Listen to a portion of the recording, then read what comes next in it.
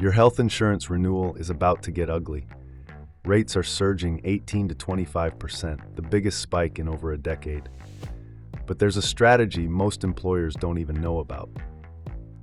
Welcome back. My name is Mel DeWeese, and each week we look at employee benefits and HR, sometimes personal development stuff.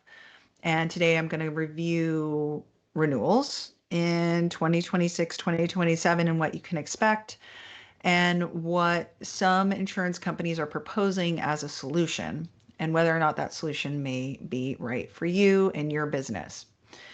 So I'm just going to jump right into this. Your renewal just hit and it's ugly is the title of my presentation. And fully insured renewals are expected to come in at about 18 to 25% in 2026. And if you're looking at this in 2026 and you renew January 1st, 2027, this includes you as well. So basically, renewals in the next 12 months are projected to be about 26% increase, double digit, certainly increases. But like I said, 18 to 25% is what I am hearing. And this is the biggest cost spike in over a decade. The surge is real. Here's what 2026 looks like. 18 to 25% renewal increases for fully insured plans. Fully insured plans are what most employers have. Most employers have fully insured plans, which means that you don't know what your claims are. You don't really have much claims information at renewal. And you simply pay your premium every month, and there's a set dollar amount per employee per month, or employee and spouse, employee, child and children, employee, family. And they may be age rated rates, or they may be composite rates, meaning it's the same rate for every single person. But you don't, your premiums and your costs are not determined by claims. You don't have a TPA, you don't have a third party administrator or anything like that. Okay, you're not managing and you're not paying your own claims. It's like a black box at the insurance company. It's you pay your premiums, the insurance company handles all that claims payout stuff. All right. So most people are going to be seeing 18 to 25%. ACA marketplace plans, which are also really the number one bucket where most people have their insurance on at least the individual side of things. It's a 26% increase, and employers' benefit costs will go up about 9%. So you have to keep in mind that a lot of these statistics are based off of either total premiums or what the employer is paying. And when I say that, it means that the employer is paying their contributions, right? Some employers pay 80% of the employee-only premiums. Some employers pay 100% of the employee-only premiums, or 50%, and then the employees are expected to pay the rest. So when you see that the cost to employers may be different than the overall plan increases, that's why. Because the employers typically pay percentage of the employee's premium, sometimes the dependents, if you're lucky. But that's why the statistics are a little different. All right, so GLP-1 drugs.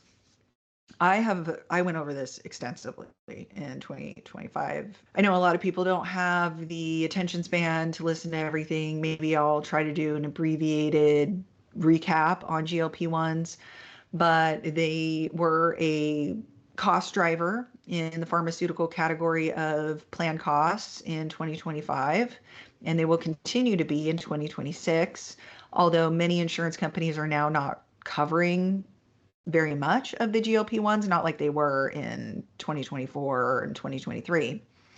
But specialty drugs now account for over half of all prescription drug spending. All right.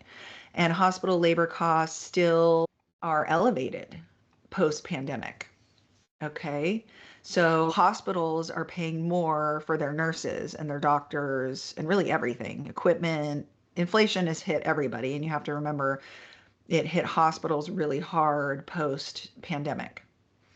59% of employers already planning to cut costs and cost-cutting changes for 2026. So if you perform well, you're eligible for a certain percentage of the claims dollar amount the insurance company's built into the cost over that first 12 months. And if you spend less than what they expected, you get some of that money back. If you spent more, then you get not so great of a renewal. Okay. But level funding allows you to have the cost regularity, cost consistency month over month that a fully insured plan would allow you to have, but also allows you to take part in any claim savings, or at least a percentage of the claim savings once the plan is over. And you also get a more comprehensive report at the end of the year as to where all the claims dollars went. So it can give you some really great insights for managing wellness plans in the future, or adjusting your benefits later to see what the employees are using. So Anthem is offering, and again, don't hold me to this. This is just word on the street. Anthem's different in every state. Blue Cross Blue Shield's different in every state. But one of these programs is offering a $5,000 credit for anybody that's moving from fully insured over to level funding. And the insurance companies do that because many employers do have tech systems. So they have systems that hook up payroll and have API connections or carrier feed connections over to their carriers. And they know that there's a cost to that. The payroll companies charge the employers every time there's a carrier change, because they now have to communicate all of the employer enrollments in a different format, and it's a pain in the butt, and there's weeks of testing that go into getting these feeds set up. And Anthem knows that. And because they know that the payroll vendor may be charging the client to make a change, they can give a credit. 5,000 is quite generous just for one carrier. I usually see maybe like a 2,000, 2,500. So 5,000 is very generous. And then UHC sent me a study, a Milliman study, providing information on how they are doing the best out of every other carrier on level funding and how great they are. And they compared themselves to benchmarks, and they're beating everybody by 11%. They're so efficient. So these are the two pretty big carriers that are fighting for business. So that really told me that, this is going to be a big theme going forward. And when these insurance carriers are all talking about the same thing at the same time, that means a lot of new information just came out actuarially, and that we need to look at it and assess what the rest of 2026, 2027 is going to entail. Because some of the best mathematicians in the entire world work for insurance companies, right? They're very good at projecting costs and the like. So we want to take that information in. Why the biggest carriers are fighting over level funding. So 40% of small employers now are level funded. It was only 13% in 2020. So it is a growing in popularity. Carriers are publishing third-party proof, offering cash incentives, and aggressively expanding level funded products. I think it is because they have AI now. I know UHC has been really a early adopter of AI and using a lot of AI systems and data and publicly available data to project costs and come up with projected costs for these level funded products and the like. So what level funding actually is in plain English, you pay a fixed monthly amount just like you would with a fully insured plan, and that makes your budgeting predictable. So your payment covers three things. It covers your admin costs, your stop loss insurance, and your claims. So if one claim comes in under budget, you get money back. If claims for the entire year comes in under what they expected, you get a portion of that money back. It's usually like a percentage, like 50%. If claims go over, stop loss kicks in and costs don't spiral out of control. So fully insured versus level funded versus self-funded. Fully insured, you have fixed monthly premiums. You don't get any refunds. Carrier keeps your unused claims, and you don't really know what the unused claims are. There's no information on that with your fully insured renewal. Yeah, there's no claims transparency. Renewals this year are probably going to be like 20%.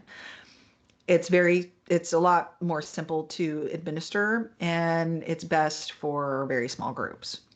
Then we get into level funded. We've got fixed costs, potential refund, unused claims can be returned to you at the end of the year, full claims transparency, you know where all the money's going, and stop loss protection helps you with big claims. So you don't have to worry about large claims. You still have stop loss that covers those.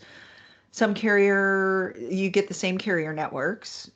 The big carriers all have level funding. You got UHC, Aetna, Cigna, Anthem, Blue Cross Blue Shield. And this works best. This says down to 10 employees.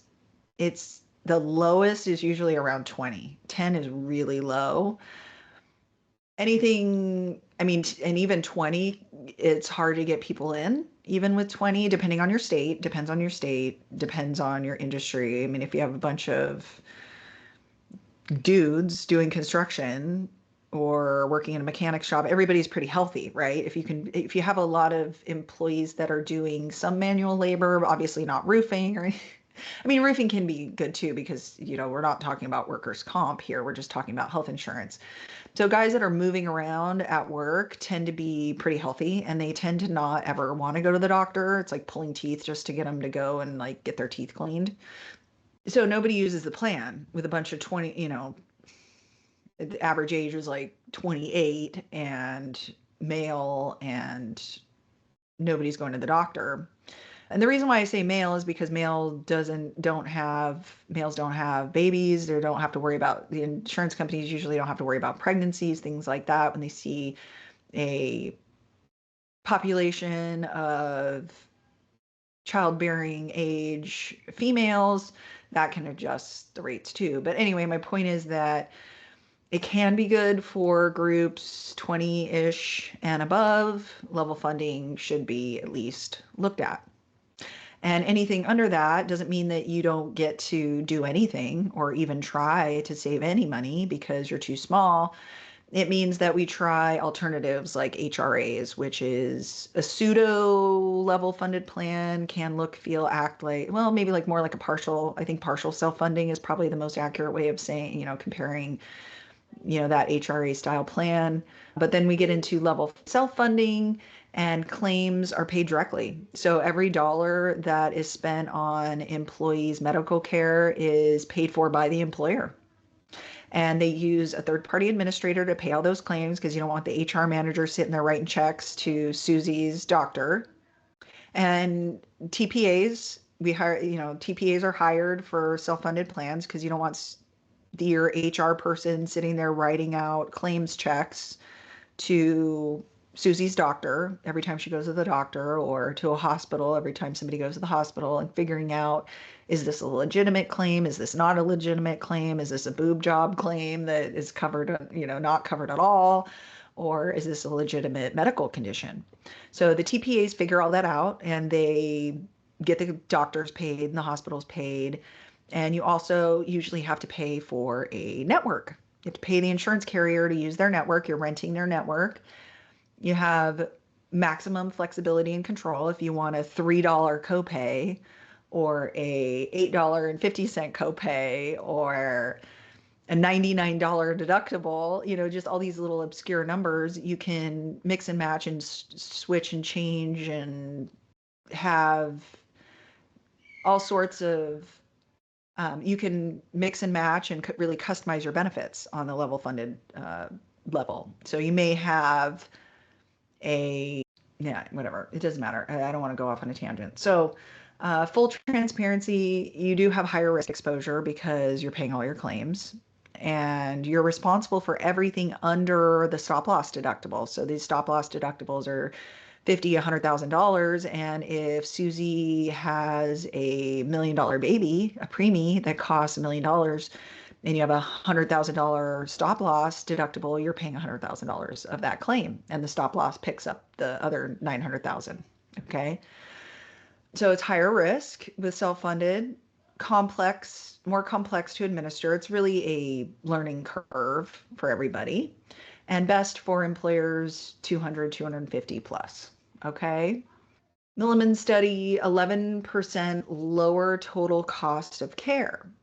So this was UHC's study. So please keep in mind that UHC paid for this study with Milliman to look at their level funded plan and see how they compared to their competitors. And they're showing that they're 11% lower total cost of care, up to 17% in certain regions, and 13% or more with Navigard out of network management. So it's up to 18% regionally. So because of their out of network management, they have a specific out of network management tool that helps them manage those out of network claims. And they're showing that has been a very efficient model for them. So this is based off of 2022 service dates. So these were based off of claims in 2022 that were services were done in 2022. This is meritive market scan benchmarks and adjusted for health status, demographics, geographic, and access to excess large claims. Okay, so this is the Milliman analysis of total cost of care benchmarks, March 2026. And it was commissioned by UHC, so keep that in mind. Where the savings come from? So professional costs came in almost 17% lower. Inpatient costs came in about 14% lower. Outpatient costs came in about 9% lower. Professional costs mean that value-based care, better claims coding, reduced unnecessary spend. Inpatient, fewer bed days, lower complication rates, better utilization management. Steering members from ER to lower cost settings like urgent care and ambulatory service centers and things like that. Anthem's $5,000 bet, paying employers to switch. So Anthem is offering a $5,000 credit to employers who move to level funding products, and this is a promo. Anthem sees the migration from fully insured to level funding accelerating. They want to capture the market share before you, who knows. Employers who move now benefit from carrier competition on pricing. When two mega carriers are fighting for your business, you have leverage. The more carriers you have fighting for your business, the better, and the better your information is presented in the marketplace, the better. I think a lot of brokers are out here willy-nilly just sending information out, not really looking at what they're sending and thinking about what they're sending before they present it to the carriers. And also keep in mind, if you are quoting with multiple brokers, you're probably not going to do very well, because one broker may be submitting one set of data, one spreadsheet, because the carriers all want spreadsheets on your employee information and your most recent renewal and your bills and your carrier bills and basic demographic information and any claims information. But if they get different information, even just slightly different from another broker, now this adds confusion to the mix. The underwriter doesn't know who has control over the case and who to negotiate with. And at that point, they usually give you just a very blanket response, and they have to give the same response to every broker.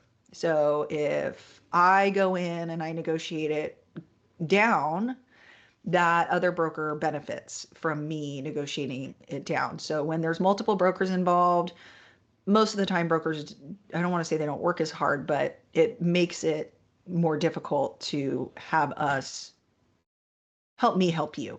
Okay. So choose a broker you know, like, and trust, and stick with that broker and get it quoted right. Instead of going out to 5 different brokers, having them all quote, everybody's going to come back with the same quote because that's the law. Carriers can't show preference to one broker over another. And if one broker is doing a really good job, everybody else benefits. And you don't know which one did the better job, because if I come to you and I said, hey, look at me, I did a great job, you assume I'm biased. So anyway, there's a lot of reasons why you just try to shop your broker before you go out to the market. Don't shop your broker at the same time you're shopping insurance carriers. Okay. Carrier competition equals leverage. A number one mistake, renewing fully insured without running the numbers. I see this all the time. I have people come to me all the time. Nobody's looked at HRAs, nobody's looked at level funded, nobody's looked at all the options. If a renewal comes in as expected, a lot of brokers just recommend they renew as is and put it on autopilot, and nobody's really putting on their thinking caps for their clients, where we market our groups every single year the same exact way and do a thorough market evaluation for everybody and look at all the options. My philosophy on this is that it's not my money, it's your money, it's the employer's money. And if you don't know what all the options are, how can you possibly make the best decision for yourself and your employees and your business? So it is my job as the broker to show you your options. That's it. All right. On that. That's it on that. Every renewal should include a level funded comparison, no exceptions. If your broker isn't running one, you should ask why. Mistake number 2, thinking level funded is only for big companies. I get this a lot where I present a level funded product, or it's in the renewal comparison, and it's an education process, and most employers don't even know that it's an option for them. Okay.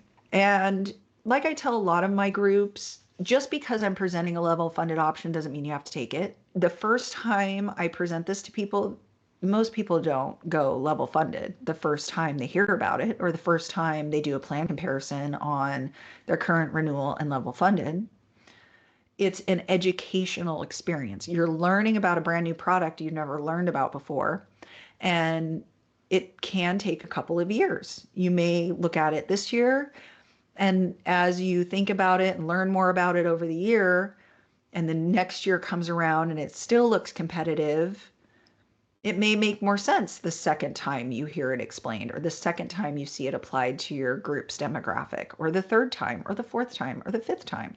And that's another reason why I like to include all options for my groups, because it's always an educational process on what's currently available to you and your business and your employees in the marketplace. You don't know. You're running your business. You're doing roofing, or you're doing manufacturing. You're manufacturing a widget, or you're running your business. You don't know the current marketplace and all the different types of insurance out there.